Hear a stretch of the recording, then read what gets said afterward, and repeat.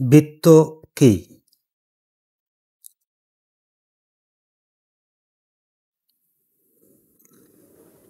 আমরা চিত্রে একটি পেন্সিল কম্পাস দ্বারা বৃত্ত অঙ্কনের চিত্র দেখতে পাচ্ছি। এ বি সি একটি বৃত্ত। বৃত্তের কেন্দ্র কি? ও হচ্ছে বৃত্তের কেন্দ্র। বৃত্তের ব্যাসার্ধ কি? ও বি বৃত্তের ব্যাসার্ধ।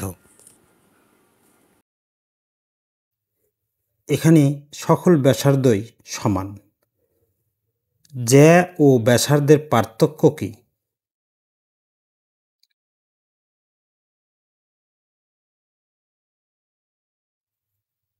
এখানে এবি একটি জ্যা।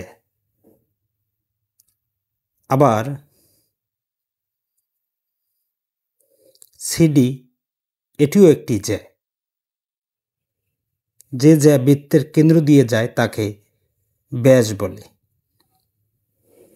সকল ব্যাসেই জ্যা, কিন্তু সকল জ্যায় ব্যাস নাও হতে পারে। দুটি সমকোণী ত্রিভুজ সর্বসম হওয়ার শর্ত কি? আমরা দুটি ত্রিভুজ দেখতে পাচ্ছি। উপপাদ্য সূত্র অনুসারে আমরা জানি দুটি সমকোণী ত্রিভুজের অতিভুজদ্বয় সমান হলে এবং একটি এক বাহু অপরটির অপর বাহু সমান হলে ত্রিভুজদ্বয় সর্বদা সর্বসম হবে। প্রমাণ করো যে বৃত্তের কেন্দ্র হতে ব্যাস ভিন্ন অন্য কোনো জ্যায়ের উপর অঙ্কিত লম্ব ওই জ্যাকে সমদ্বিখণ্ডিত করে।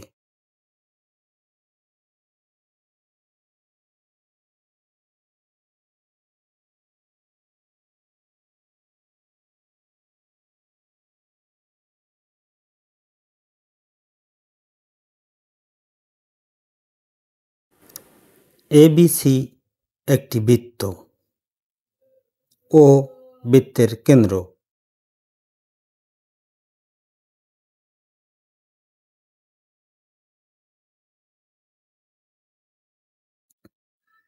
এবি বৃত্তের একটি জ্যা।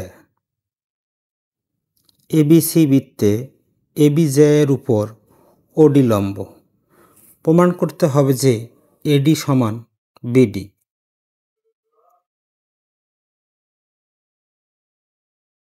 এখানে এও এবং ওবি যোগ করি।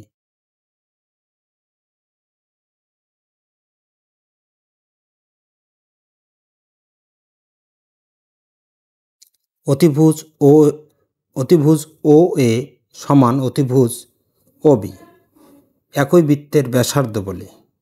ওডি সমান ওডি সাধারণ বাহু। সুতরাং ত্রিভুজ এ ও ডি সর্বসম ত্রিভুজ বি ও ডি। কেননা উপপাদ্য সূত্র অনুসারে দুটি সমকোণী ত্রিভুজের অতিভুজদ্বয়ের সমান এবং একটির এক বাহু অপর অনুরূপ এক বাহুর সমান হলে ত্রিভুজদ্বয় সর্বসম হবে। সর্বসমের বৈশিষ্ট্য: ক, অনুরূপ বাহুগুলো সমান হবে। খ, অনুরূপ কোণগুলো সমান হবে। গ, ক্ষেত্রমান সমান হবে।